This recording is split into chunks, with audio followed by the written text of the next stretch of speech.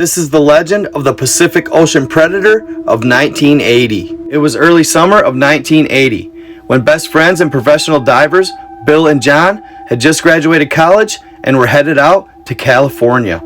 Bill and John grew up with each other on the East Coast, and they started diving with each other at a young age. And this trend continued until after high school, when they both chose different colleges in different parts of the country. So after a 4-year hiatus due to college, they were reunited, and they decided instead of going into their careers, they'd take one last summer of leisure.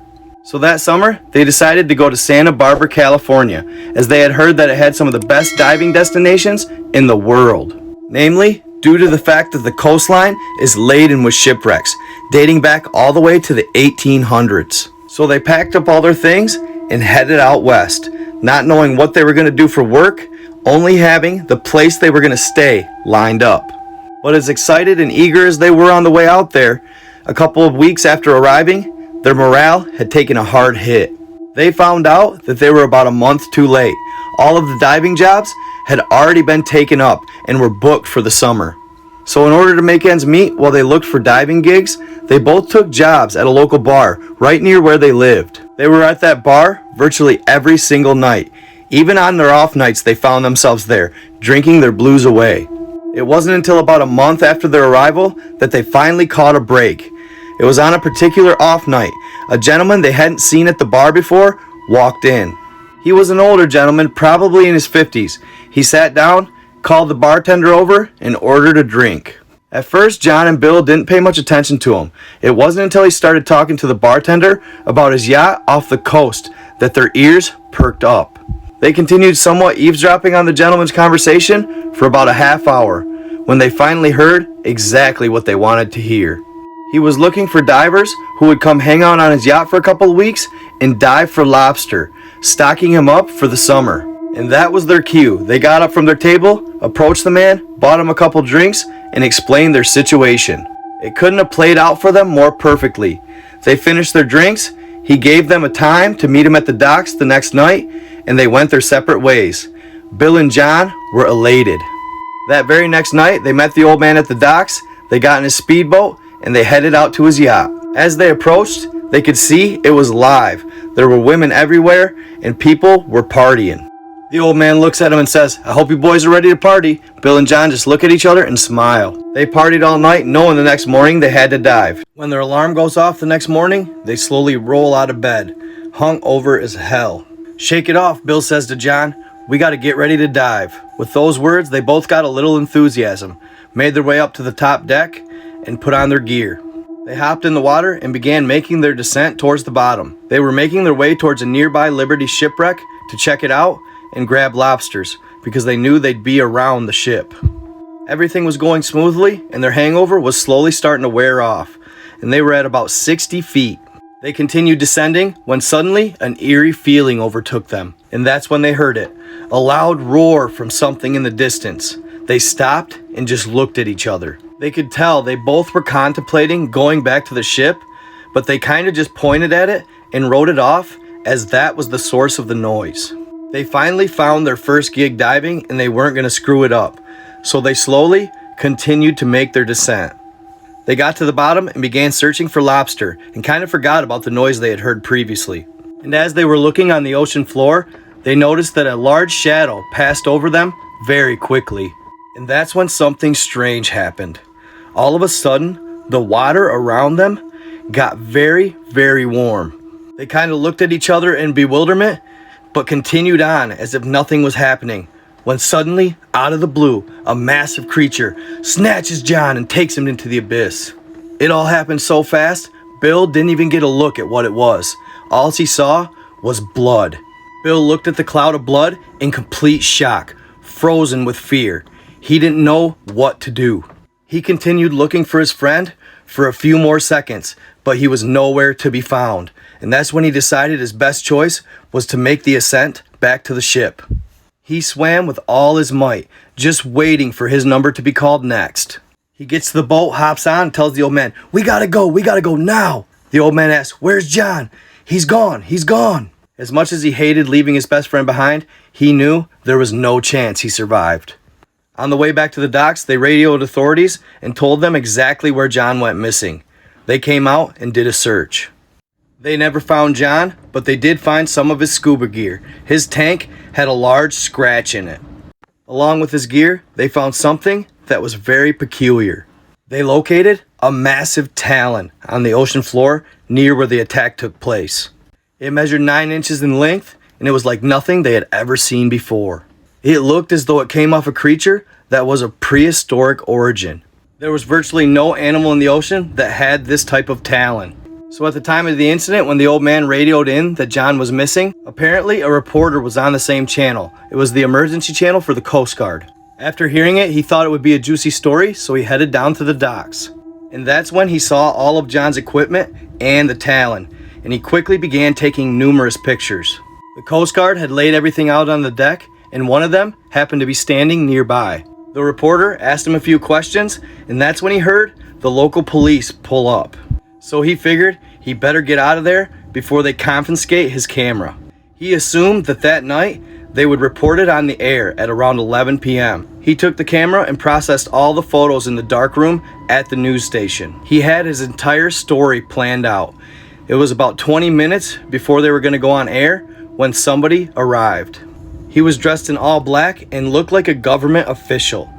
He told them they better not air this story. They questioned it at first, but eventually gave in.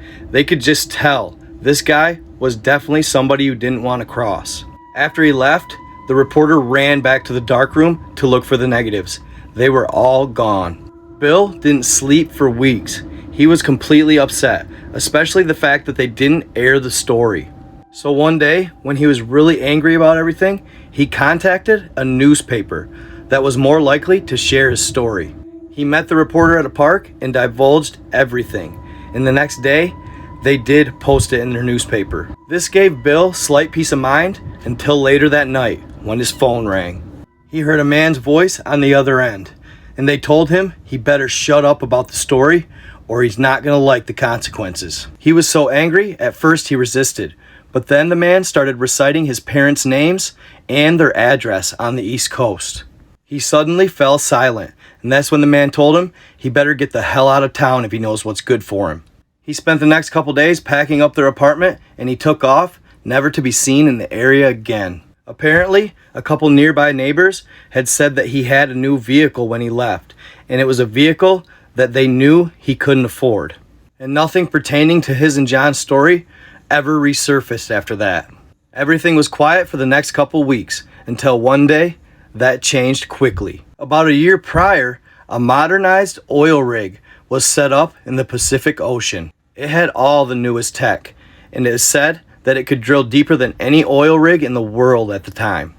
So a couple weeks after Bill's incident, a tugboat was making its way back to shore from the oil rig when they radioed in a distress call. So one day, a tugboat that was used to haul large equipment to the oil rig was making its way back to shore.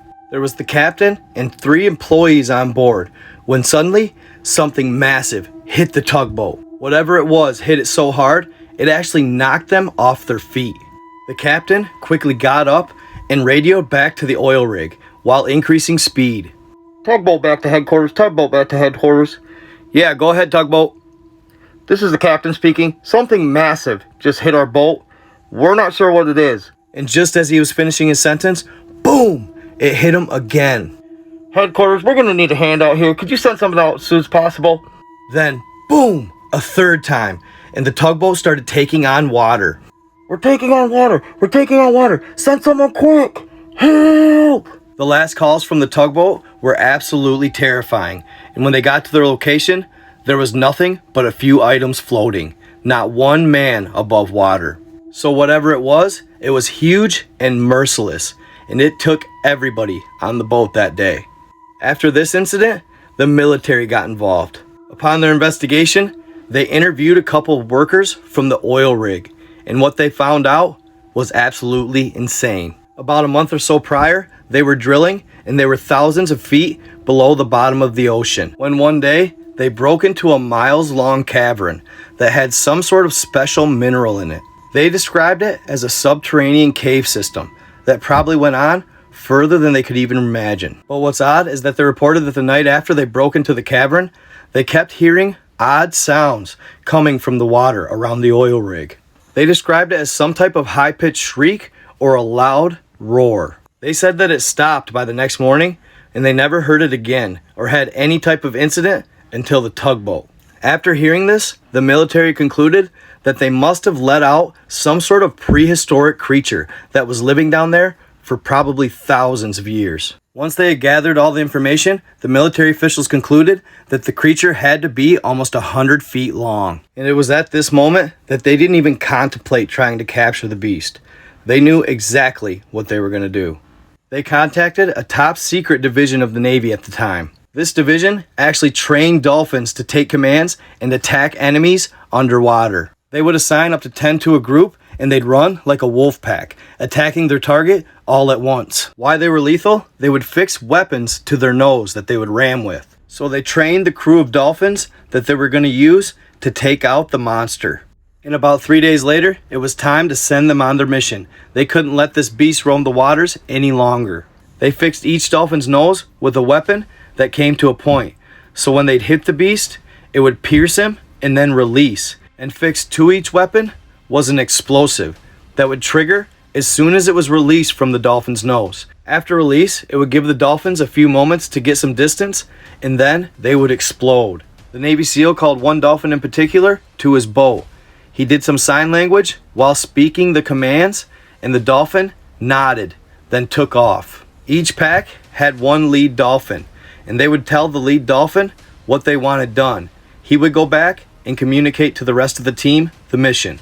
They watched on the radar as the dolphins moved through the water swiftly in unison. Though it was the 1980s and they couldn't fix him with a camera, they could fix him with a tracking beacon. It took a couple hours, but the dolphins finally located the creature. The beast was fast, but not fast enough.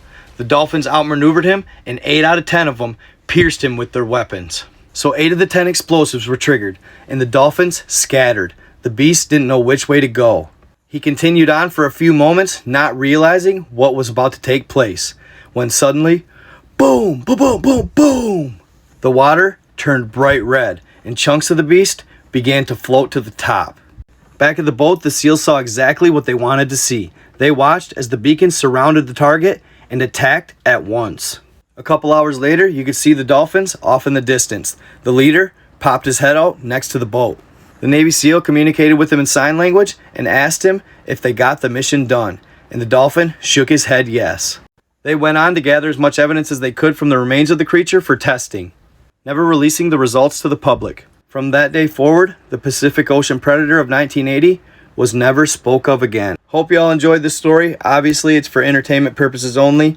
I'm not sure, it's hard to say whether or not something like this could be true. Never know. Either way, stay tuned in for some more crazy content from me. I am out.